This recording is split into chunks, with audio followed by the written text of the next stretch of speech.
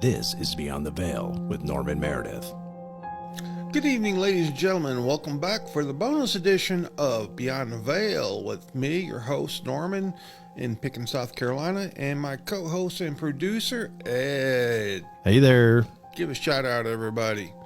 Thanks for joining us again tonight for another episode. Like I said, we're going to try to continue doing 2 a week for a while, because I think, one, it does you all good to see something more than just one type of content, and I get to give you a little variety.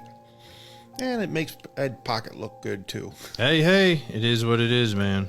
All right, tonight, you ever hear of the organization known as Majestic 12, Ed? I personally have not. Like with our previous episode, I'm more into like the oddities and the the biological stuff, you know what I mean? That might be mutated or two species cross or whatever like that. But when it comes to like flying craft and their fuel and physics and right over my head, like so as long as we stay away from the physics and all that and just talk about the possibilities of what causes it without going into engineering and the thermodynamics and everything else, you're fine. Possibly. That's a lot of big words you got there, Norman. I read the dictionary before it came here. All right, folks. Tonight, like I say, if you never heard of Majestic 12, one, it's not a music group. And if there is one, I apologize, folks. But Majestic 12, or sometimes known as MJ12, came into being after the Roswell crash of 1947. And President Truman at the time organized a group of 12 men. And let me get their names here, if I got it still showing. All right. One of them looks like Ted Cruz down there at the bottom row. Probably reincarnation. It's on the left a little bit. Hold on here. That's not what I wanted. Hold on, folks. Not jokes. My bad. That's my line. Jokes. Yeah.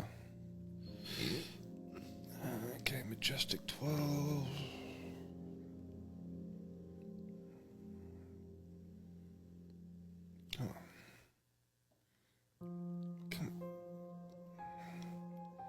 I hate my phone sometimes. Oh, yeah. Where's my thing? Are you an Android guy? Yes, I like Android.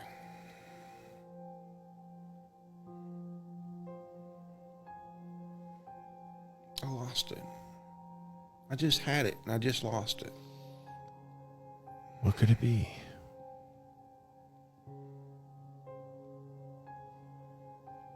There it is. He's finding it. It's just the weirdest. I have issues sometimes with this. Heck. It's freaking stupid.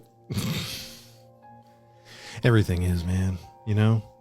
It's like everything, we're like, hey, let's make this more simple by making it complex. And we figured out simple solution to complexity, which is simplicity. And now it's making it complicated for me not to be able to open up my document. I hate technology. What do you got in your memory? What can you remember? Hold on. Do.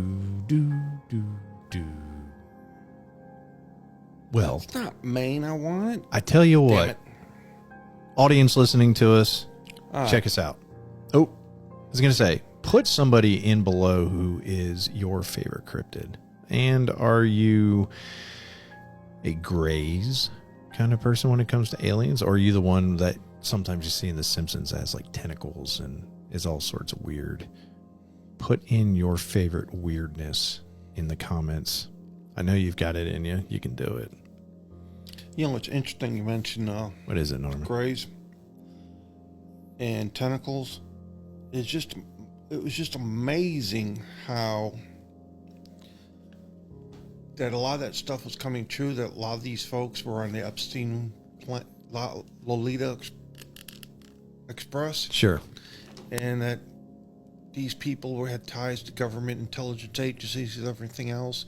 And the creator of The Simpsons allegedly was on the Lolita Express. Mm-hmm. And then Matt Groening. he's using the knowledge he gained to create The Simpsons. Yeah. In a roundabout way. I heard that. All right, let's talk about it. Now, back in 1947, the Russian threat was very thorough. We just finished a great world war. The nations of the world were rebuilding. There's some threat of a possible third world war because Russia was flexing its muscles, wanting to extend its power and its faith through communism. And then Roswell happened. At first they thought it was secret spy plane with, get this now, dwarf pilots. Okay. To look like UFO knots. And that was an alleged story that was almost pushed out by the now new CIA. Used to be the OSS. Which used to be the OSS. Mm-hmm. That was the story they almost started to push out.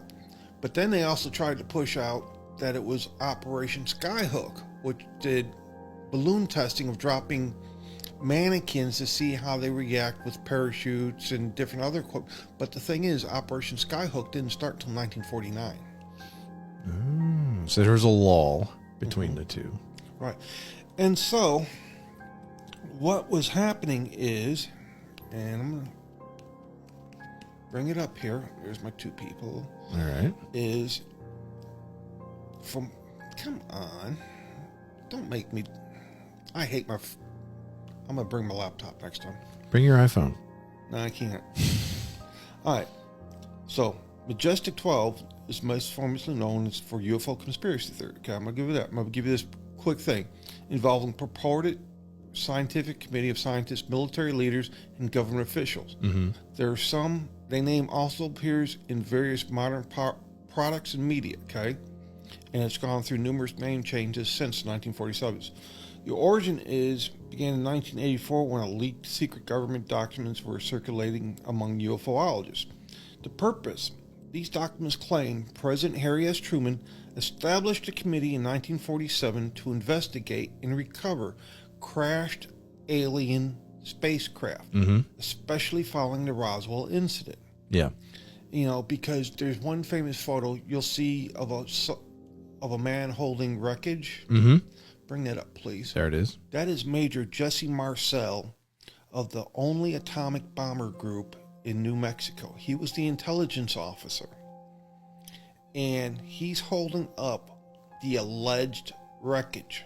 Now, and I say alleged because if you look at his eyes, he's like, what the fuck am I holding? Because he's knowing. Yeah, and what's crazy too is when you think about it, it's like, how do you know there's not some kind of like disease on there? Like how maybe Earth was formed. They talk about panspermia, like has radioactive. You know what I mean? Like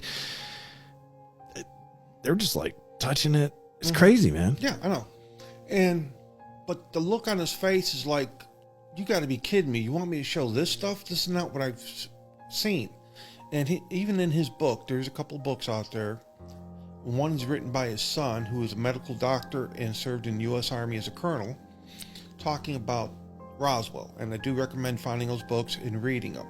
Also, Philip Corso, who was a lieutenant colonel, who had seen the recovered material and worked with it over the years, integrating it supposedly into industry to create Kevlar, fiber optics, microcircuits. Really? Like alien said, technology that we use that is now night common. vision. Everything supposedly came from that Roswell crash. So look up the day after Roswell. But what the reason behind Majestic 12 was control. Because supposedly people were getting too much information from this crash. And Truman didn't want all this information to be let out too fast, too quick. Yeah. So he decided to put together this board of military men, scientists, spooks, you name it, intelligent people from the academia to put together and find a way to control what was being allowed out and how it was to be allowed out. Now,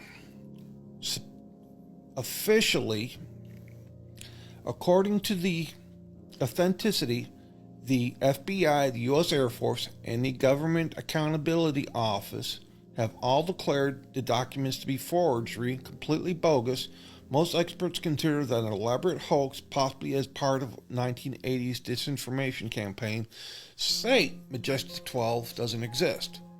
But yeah, we know better than that. Yes, you'd say that because technically Majestic 12 doesn't exist for the purposes of no accountability. Because if it existed, Congress would have their noses in it so far up it would not be funny. Okay? They'd want to know everything going on, any money being spent, and who or what was recovered. Were there any live aliens still alive? Were we communicating with them? Were we in communication with off-world intelligences and their governments? And if you don't want people to know that, what do? You deny the existence. Or you bury it. Or you bury it. Now, I'm going to give you a couple names of members, okay? Purported members were. The original leak include 12 high-ranking officials, such as... Let me get their names here. Let's scroll down. Was Lloyd Beckner, Detlef Bronk. And these are the 12. Yes. Vannevar Bush. James Forrester. Gordon Gray. Roscoe Hillenkotter. Now, it's interesting about Hillenkotter. He was a Navy admiral who became the first director of the CIA. James Clark Hunsaker, Donald H. Mangazel, Robert N. Montague, Sidney Sowers, Nathan Twining, and Hoyt Vandenberg. But there's one name I want to go back to. Bush? No, actually, it's James Forrester. Okay. He was Secretary of the Navy during World War II and afterwards. And supposedly allegedly, he was at odds with Truman about, we need to release this information to the public. We need to share it. We do not need to keep it under wraps. Right. Okay. Because of this going on, he supposedly had a nervous breakdown. And he was sent to the Naval Hospital in Washington. Okay? And he was taken up now. His room was like many floors up from the ground. He had a security detail that was outside his door. You know, the government had FBI or somebody outside his door to provide security so he wouldn't wander off and such. You know, and then that night, he died by alleged suicide. He jumped out the window. No, they always say that. Now, one forensic report said, by the looks of his injuries, like he was literally thrown out the window head first. By marks on his body. I mean, maybe the tractor beam, dropped him or something. But it's actually true. It was said that allegedly he was killed to hide the secret because he was going to come out to the public and tell everybody what the government was hiding. Maybe that Bush guy had something to do with it. Hillenkotter. It's always something crazy, you know? Hillenkotter, the first CIA director, if he was acting on orders for Truman. You know, one of their mandates might be, if necessary, elimination to prevent leakage of a national security issue. Yeah. Because if we recovered technology, especially technology that could be used for weapons, that would be the last thing in the world you want anybody to know you had. And let me add something too, sure. if I may. So you're always welcome. We're coming off of World War II. Mm-hmm. Now we're seeing things flying over the United States. Right. We know that we're on the very beginning of the space race. We've already got V2 rockets. We've already got all the Nazi scientists that made up NASA. Right. The precursor of NASA. Right. And I could understand why they would have the military on this and be all hush-hush, because it could be surveilling equipment of Russia. Yes. You know, this is obviously pre-Sputnik and, you know, Yes. 20 years. And Yes. But there's a lot of stuff going on, and it goes into the late 50s, early 60s Yes. with Russian agents, and The fear of communism. the assassination of JFK, and all that. So it's just nuts. Yeah. That's all I got. Okay, but yeah, it's true. I mean, the fear of communism did a lot of things back then because they were afraid there was communists anywhere you looked when it came to weapons technology, advanced in aircraft technology, the rockets, you name it, especially atomic research. Anything like that would have been hush hush. Oh, yeah. And Majestic 12, has supposedly over the years have changed their name under different sources, and I don't know why I didn't look them up, the other alleged names, but there are other names that Majestic 12 may be known as. Okay. And it's fascinating what goes on. And in order to provide, to even evade, if somebody did penetrate it from Congress and wanted to bring up, you know how they're also hiding everything they do? Private industry. They could do that. I mean, they could set up their own shell corporations, be doing research, providing their own security / troops, and private industry doesn't have to tell you jack. That's true. They can admit their, say, hey, I'm pleading my Fifth Amendment. I'm not talking. And nothing's, there's like, you can't like FOIA private companies per se. You could sue them, but they'll bury you in legalese. So they could say that these are patents that they have on certain things to be able to hide it. They're what are they called? They're like trade secrets. Yeah. Or so. Anyway. And believe it or not, if you were to do a deep dive into patent searches, you'd be surprised at what's out there that people don't realize it's out there. Oh yeah. Did you know the Navy has a patent on a time machine? No. They do. Do they? Is it made by DeLorean? No. But seriously, they have a patent on a time machine, believe it or not, and other strange devices you never would have think they would have. So CERN, right? Yeah. The collider and all that. Ooh, that sounds like a good one to do. So next week. there's a bunch of them that went under, no pun intended, and they're up for private sale. Just saying. If you need a particle collider for any reason. I don't have enough money to do that. Well, they've been colliding particles, and they're making gold, like alchemy, from like lead and stuff. Yeah. I haven't heard that one. Yeah. It's crazy, man. The one I keep hearing is about them opening up pocket dimensions into hell and other Yeah. universes. Yeah, they're scared that they're going to make like black holes Yeah. and wormholes that go through the earth and disturb its gravitational whatevers and this and that. It's just wild, dude. But I doubt they're making enough gold to make it physically feasible to keep it to run. No.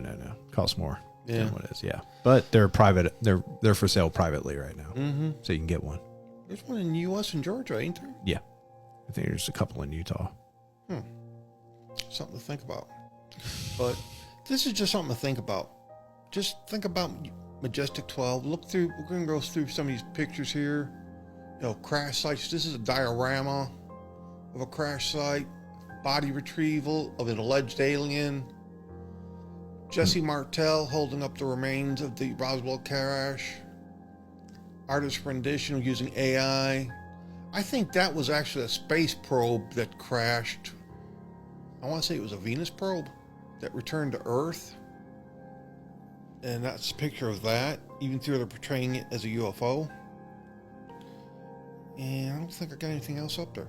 That's so it. I'm going to leave that all with you, folks. Let's think about Majestic 12 and what it may be today and what it's doing and why so much is so secret.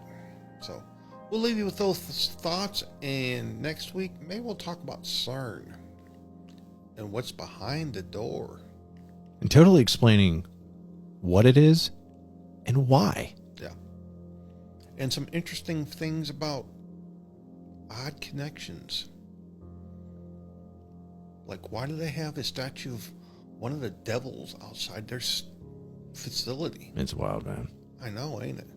All right, we're going to leave you here, and we'll see y'all next week for another episode of Beyond the Veil.